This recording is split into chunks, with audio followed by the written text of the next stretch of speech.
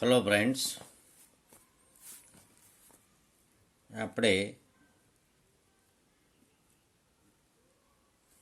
ભાગ એક જે પાર્ટ 1 છે એમાં ચેપ્ટર નંબર 6 વિકલિતના ઉપયોગો છઠ્ઠું ચેપ્ટર પૂર્ણ કરીએ એટલે ભાગ એક આપણો પૂર્ણ થઈ જાય ધોરણ 12માં 1 થી 6. અને આપણે નક્કી કરેલું હતું કે દિવાળીના વેકેશન પછી એક્ઝામ લેવામાં આવશે, એમાં 1 થી 6 ચેપ્ટરનો સમાવેશ કરેલો છે. એટલે ચેપ્ટર નંબર 6 છે એ પણ હવે શરૂ થઈ જાય તો આપણે સરસ મજાનું વિકલન પછીનું સંકલન જે ચેપ્ટર આવે છે એ શરૂ થઈ જાય તો આખો પાર્ટ છે ઇન્ટિગ્રેશન. જેમ વિકલન તમે પૂરેપૂરું જાણો છો, હવે વિકલન જાણીએ છીએ તો આપણે એનો ઉપયોગ પણ શીખીએ, એને જ કહેવાય છે વિકલિતના ઉપયોગો. તો પહેલું છે દર માપક તરીકે. દર માપક તરીકે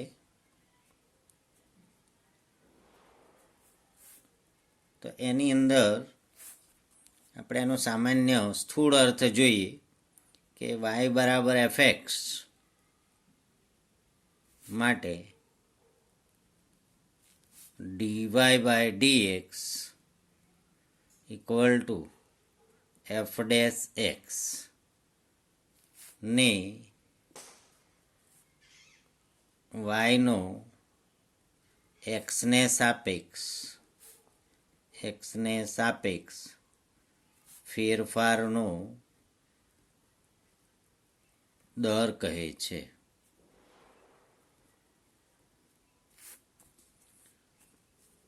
એટલે એ દર માપક તરીકે થયું. હવે એમાં કેટલાક મુદ્દાઓ છે જેમાં કોઈ પણ રાશિમાં થતો ફેરફારનો દર અને એને આધારિત જે પ્રશ્નો છે એ હાલ પૂરતા આ વર્ષે એ પ્રશ્નો કેન્સલ કરેલા છે. એટલે રાશિમાં થતો ફેરફારનો દર, કોઈ પણ રાશિમાં થતો ફેરફારનો દર,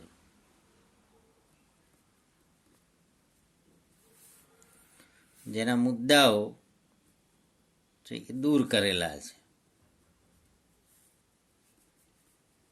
આપણે પણ એનો અર્થ સમજીએ કે A equal to pi r square ક્ષેત્રફળ હોય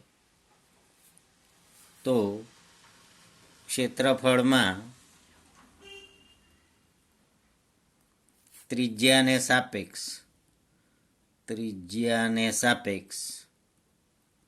ફેરફારનો દર ડીએ બાય ડીઆર, અને એ કંઈ એટલું બધું છે નહીં અઘરું, ઇક્વલ ટુ 2πr, આરને સાપેક્ષ વિકલન એટલે D A by D R equal to 2πr. તો ત્રિજ્યાને સાપેક્ષ એને ફેરફારનો દર કેટલો હોય છે? તો વર્તુળના ક્ષેત્રફળમાં ત્રિજ્યાને સાપેક્ષ ફેરફારનો દર એના પરિઘ જેટલો હોય છે. વર્તુળના ક્ષેત્રફળમાં ત્રિજ્યાને સાપેક્ષ ફેરફારનો દર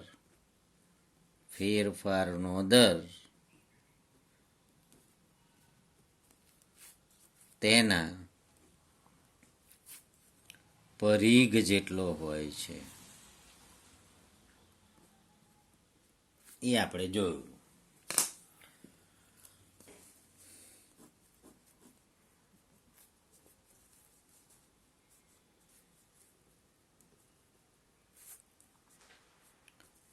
બીજો મુદ્દો છે કે જો તમને સ્થાનાંતરનો સમયને સાપેક્ષ ફેરફારનો દર આપવામાં આવે તો એ વેગ v આવે છે. વેગ v equal to ds by dt.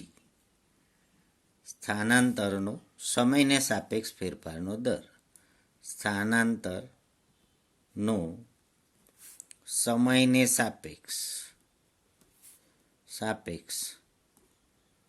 ફેરફારનો દર. આને આધારે તમને વિકલનનો ઉપયોગ શું છે એ ખ્યાલ આવે કે v equal to ds by dt વેગવી, અને ત્રીજું વાત આવશે પ્રવેગ.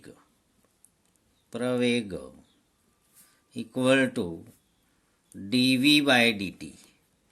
એનો અર્થ થાય second derivative d2s by dt square. Second derivative, દ્વિતીય વિકલન. આના પ્રશ્નો નહીં લઈએ આપણે, દાખલાઓ નહીં લઈએ, કારણ કે કોર્સમાં નથી.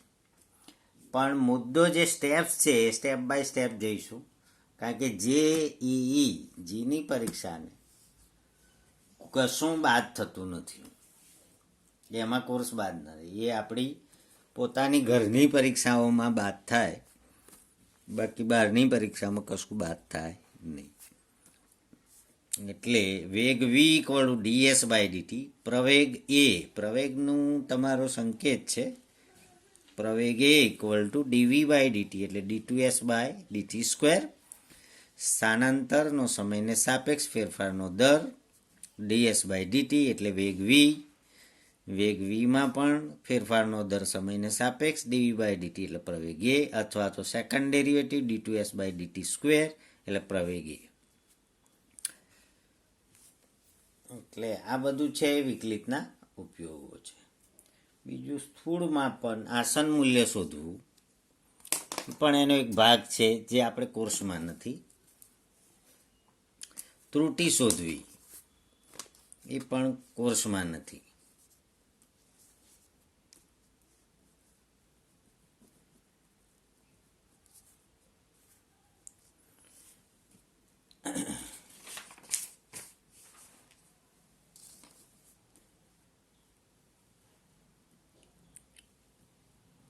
ત્રુટિ અથવા ભૂલ શોધવી.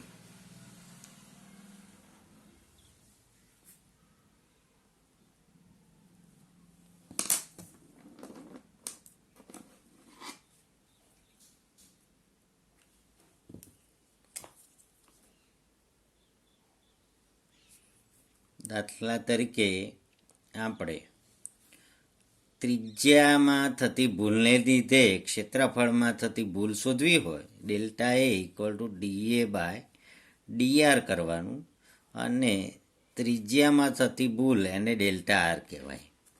અને ત્રુટિ અથવા તો ભૂલ શોધવી, અથવા એને આસન મૂલ્ય અથવા તો સ્થૂળ માપન પણ કહી શકાય. આસન મૂલ્ય, સ્થૂળ કિંમત, સ્થૂળ કિંમત.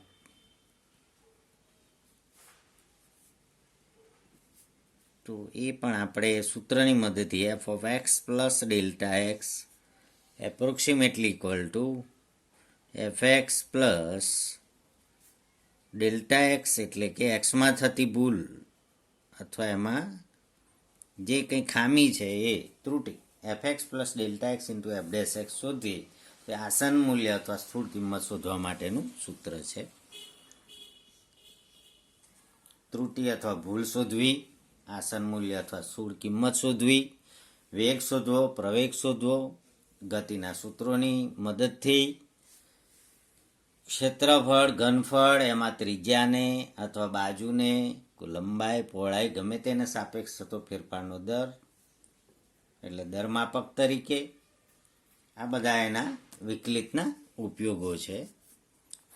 હવે જે આપેલું વિધેય છે એ વધે કે ઘટે ક્યારે તે શોધવા માટે વધતું વિધેય અને ઘટતું વિધેય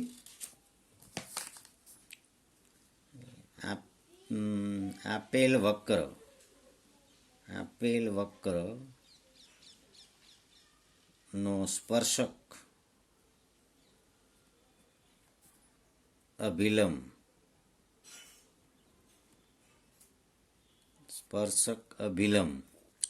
અવસ્પર્શક, અવાભિલંબ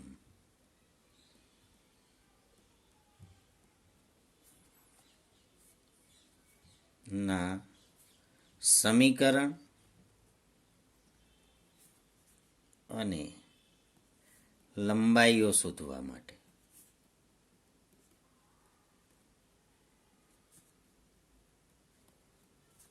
આ પણ એનો ઉપયોગ છે જે આપણે કોર્સમાં છે.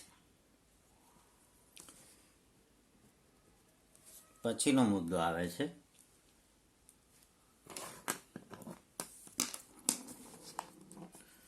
સ્પર્શકનું સમીકરણ શોધવું, અભિલંબનું સમીકરણ શોધવું એ આવી ગયું. અસ્પર્શક અવાભિલંબ સ્પર્શક અભિલંબની લંબાઈઓ શોધવી, એક જ વાક્યમાં ઉમેરી દીધું બધું. સ્પર્શક અભિલંબના સમીકરણ શોધવા અને અવસ્પર્શક અવાભિલંબ સ્પર્શક અભિલંબની લંબાઈઓ શોધવી. ત્યાર પછી આવે છે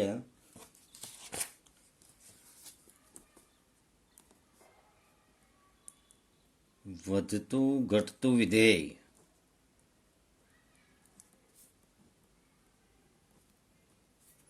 નક્કી કરવું.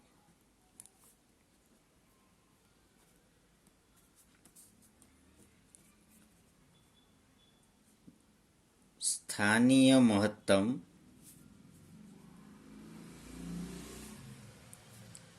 અને ન્યૂનતમ કિંમતો શોધવી.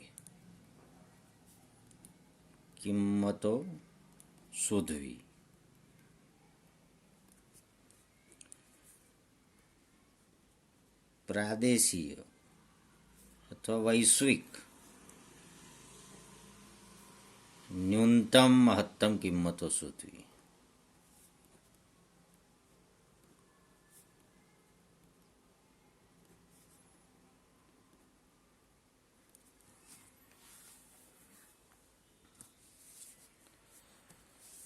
આની અંદરથી આપણે જે કોર્સમાં જ 1 2 3 4 આ 4 બાબતો આપણા કોર્સમાં છે કે સ્પર્શકનું સમીકરણ શોધવું, અભિલંબનું સમીકરણ શોધવું, વધતું ઘટતું વિધેય નક્કી કરવું, ક્યારે વિધેય ઘટે છે ક્યારે વધે છે તે નક્કી કરવું, વધતું ઘટતું વિધેય નક્કી કરવું, કયા અંતરાલમાં વિધેય વધે કયા અંતરાલમાં વિધેય ઘટે.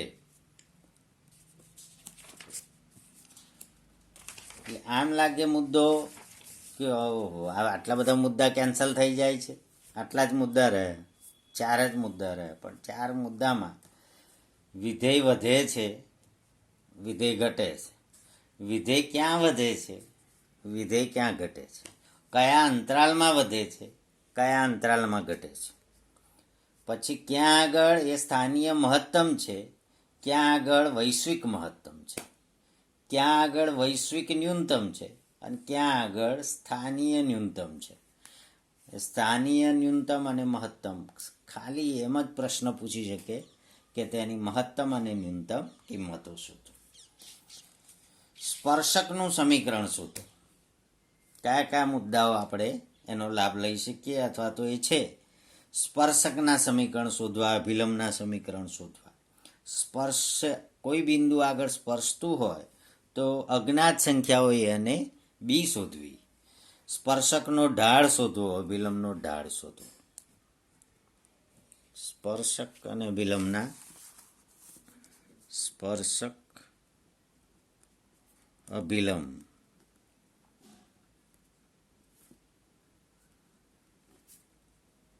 ના ઢાળ માપક તરીકેનો ઢાળ શોધવો. સ્પર્શક અભિલંબનો ઢાળ શોધવો.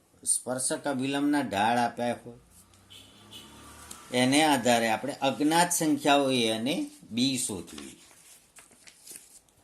પછી એક મુદ્દો છે લંબછેદી. બંને વક્રો એ પરસ્પર લંબછેદી છે, પણ સારો મુદ્દો હતો તો એ કદાચ દૂર કર્યો છે, એટલે એ મુદ્દો પણ આપણે નહીં લઈએ. આસન મૂલ્ય દૂર છે એટલે સ્વાધ્યાય 6.4 કેન્સલ, 6.1 દર માપક તરીકે એટલે 6.1 કેન્સલ, એટલે સીધું 6.2 થી જ કામ કરવું પડે આપણે. એટલે પહેલી વ્યાખ્યા આપણી આવશે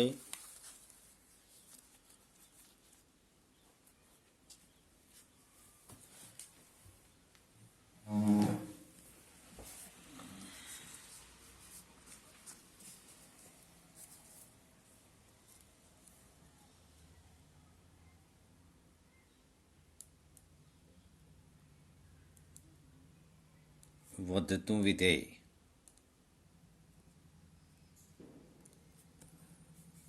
જો x1 greater than x2 implies fx1 greater than fx2. તો વિધેય f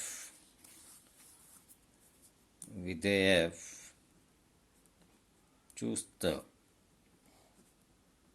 એક્સ્ટ્રીમલી વધતું વિધેય છે.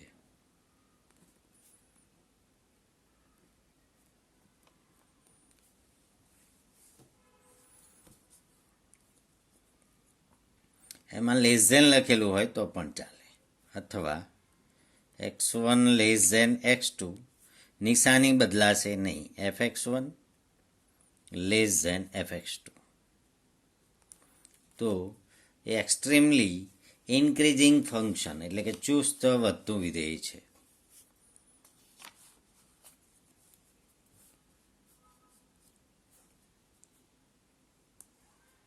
બલકે આને બદલે જો x1 greater than or equal to x2, નહીં, x1 greater than x2 implies fx1 greater than or equal to fx2,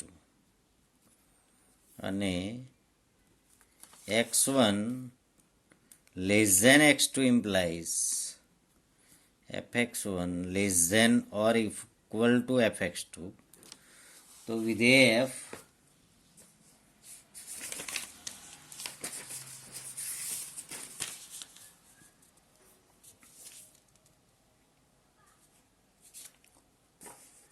વધતું વિધેય છે, ખાલી વધતું વિધેય છે એવું કહીશું. તો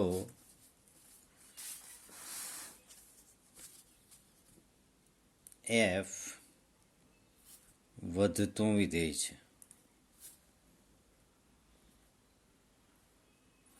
ઘણાને પ્રશ્ન થાય, સર આમાં ક્યાં આગળ આવ્યું કે વિકલનનો ઉપયોગ ક્યાં?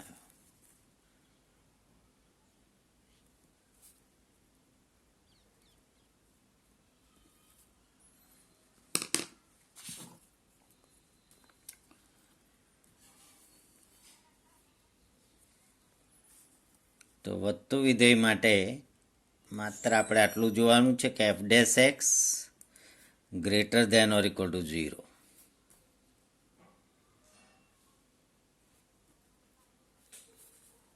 તો વધતું વિધેય અને એનો આપેલો અંતરાલ for all x belongs to I, જે અંતરાલ આપેલો હોય તે આપેલ અંતરાલ. આપણે ઘણીવાર એક્સ બિલોંગ્સ ટુ વિવૃત અંતરાલ એ બી લખીએ છીએ. F dash x greater than or equal to 0 તો વધતું વિધેય, અને એફ ડેશ એક્સ ચુસ્ત વધતું વિધેય F dash x greater than 0 તો ચુસ્ત વધતું વિધેય.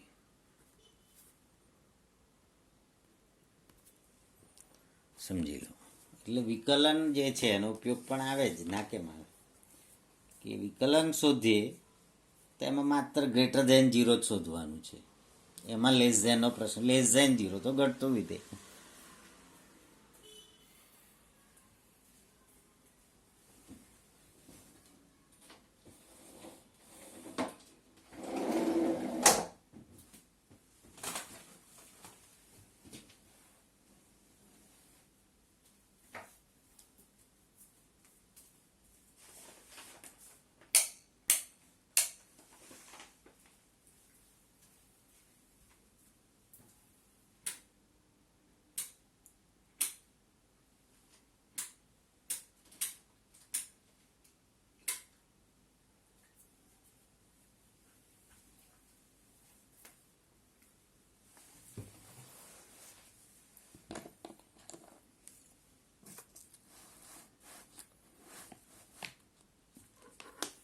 F dash x greater than 0 તો ચુસ્ત વધતું વિધેય.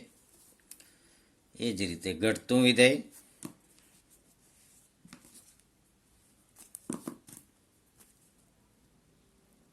ઘટતું વિધેય તો પહેલી આપણે પ્રક્રિયા લખી દઈએ આમાં. જો F dash x less than or equal to 0,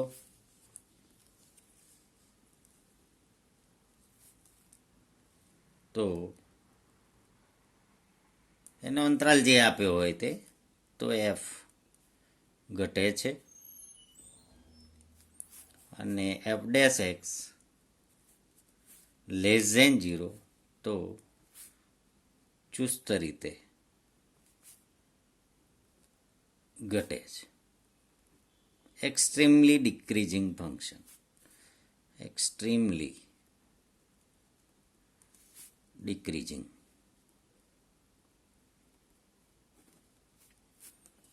extremely increasing. એની વ્યાખ્યા શું છે? વ્યાખ્યામાં આ જે છે વ્યાખ્યા ન કહેવાય. વ્યાખ્યામાં આવું લખવું પડે કે પ્રત્યેક x1 x2 belongs to R, x1 greater than x2 implies fx1 less than fx2 less than or equal to, અને x1 less than x2 અથવા implies fx1 greater than or equal to fx2. ઊંધું બને. આ બંને વચ્ચે less than હોય તો અહીંયા ગ્રેટર ધેન થાય. x1 ગ્રેટર ધેન x2 હોય તો અહીંયા લેસ ધેન થાય. એટલે જે ગ્રેટર ધેન હોય લેસ ધેન થઈ જાય, લેસ ધેન હોય ગ્રેટર ધેન થાય. અવસ્થા જે બંને વચ્ચેનો ગુણધર્મ છે તે બદલાઈ જાય. તો ઘટતું વિધેય, તો એફ ઘટે છે અથવા ઘટતું વિધેય. આમાંથી less than or equal to કાઢી નાખીએ તો એક્સ્ટ્રીમલી ઘટતું વિધેય. અને જો x1 greater than x2 implies fx1 less than fx2, અને x1 less than x2 implies fx1 greater than fx2, તો f ચુસ્ત રીતે ઘટે છે. પણ આપણે જોઈ શક્યા કે આ વ્યાખ્યાઓ જે છે એના કરતાં વિકલન આપણને કેટલું સહેલું પડે છે. F dash x less than 0, તો ફટ દઈને કહી દે ભાઈ એક્સ્ટ્રીમલી ડિક્રીઝિંગ, ચુસ્ત રીતે ઘટે છે. F dash x greater than 0 વધે છે. એટલે એ તમને પ્રશ્ન પૂછ્યો છે કે વધતું વિધેય છે ઘટતું, તો વધારે ડાપણ કરવાનું નહીં, એ રીતનો જવાબ આપી દેવાનો છે.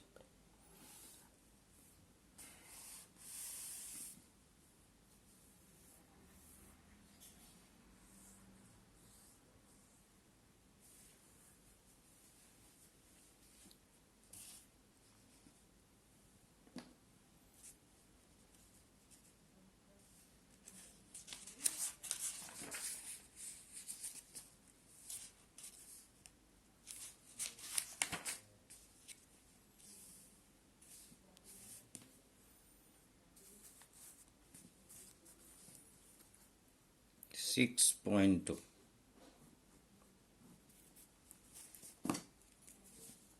પહેલો એક્ઝામ્પલ, સાબિત કરો કે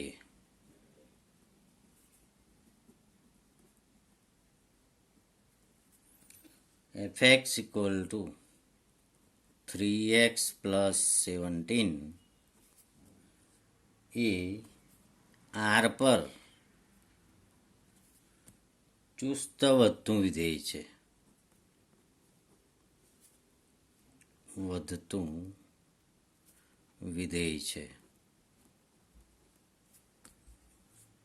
અહીં fx equal to 3x plus 17, therefore f dash x equal to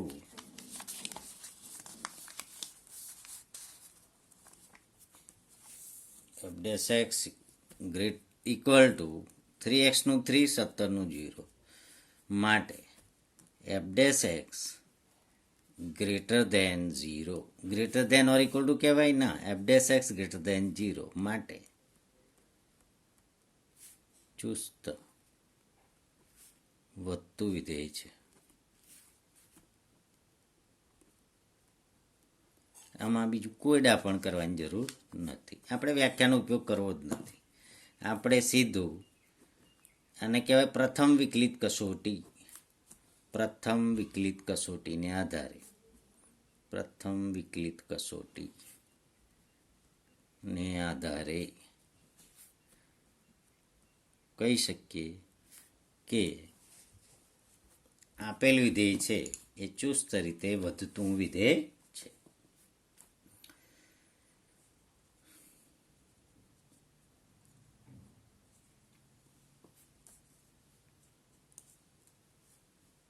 બીજો એક્ઝામ્પલ છે fx equal two e raise to 2x.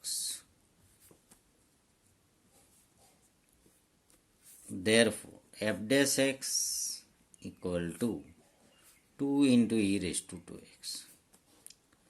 પ્રત્યેક x બિલોંગ્સ ટુ r તમે લેસ ધેન લેશો ને તો e raise two minus 2x એ ધન થઈ જશે. x લેસ ધેન 0 તો માઇનસ એક્સ ગ્રેટર ધેન 0 અને માઇનસ ઘાત ધારો કે હોય તો 2 અપોન e રેસ ટુ 4. દાખલા તરીકે -2 લો તો 2 upon e raise two 4 e raise two 4 એટલે ધન છે. 2ના છેદમાં કોઈ ધન સંખ્યા એટલે ધન થાય. અને એક્સની જગ્યાએ 3 મૂકો તો એની 6 ઘાત તો એ તો ધન જ છે. એટલે કોઈ પણ સંજોગોમાં સ્પષ્ટ છે કે સ્વયં સ્પષ્ટ છે કે e raise to 2x greater than 0 for all x belongs to r. માટે f dash x greater than 0 માટે ચુસ્ત રીતે વધતું વિધેય.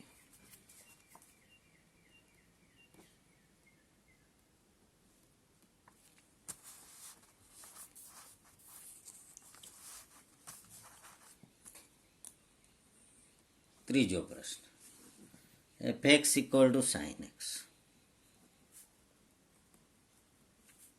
Therefore, f dash x equal to sin x નું વિકલન cos x.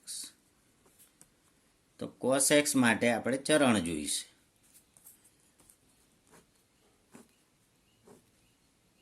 ચાલો પાછા જતા રહીએ ધોરણ 11માં 0 થી π/2 કોસ કેવું છે? ધન છે. આપણે ધન કે ઋણ જ જોવાનું, બે વચ્ચે કમ્પેરિઝન નહીં કરીએ. પહેલા ચરણમાં કોસ ધન છે, બીજા ચરણમાં કોસ ઋણ છે. ઓલ એસટીસી જાણો છો તમે, ઓલ એસટીસી નથી જાણતા તો જાણી લો.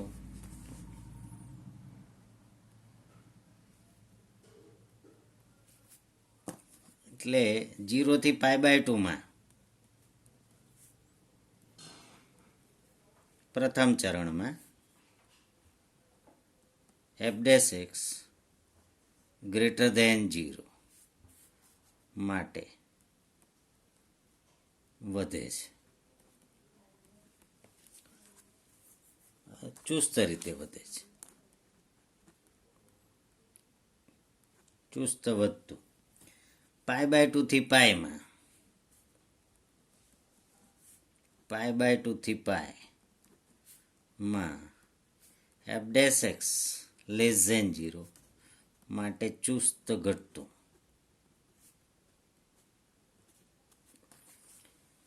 0 થી π તો વધે ઘટે એવું થાય, વધતું કે ઘટતું નથી. કારણ કે ભેગો જવાબ કેમ ન લખવો? 0 થી π/2 વધે છે ને π/2 થી π ઘટે છે એટલે વધઘટ એવું લખવું પડે. એટલે વધતુંય નથી ઘટતુંય નથી એવું લખાય 0 થી π. એટલે 3 ભાગ પાડેલા છે, A, B અને C. 0 થી π સ્પષ્ટ જવાબ નથી, વધે ઘટે થશે. આ રીતે આપણે શરૂઆત કરી ચેપ્ટર નંબર 6 વિકલિતના ઉપયોગો. દેવદીવાડી 30/11/20.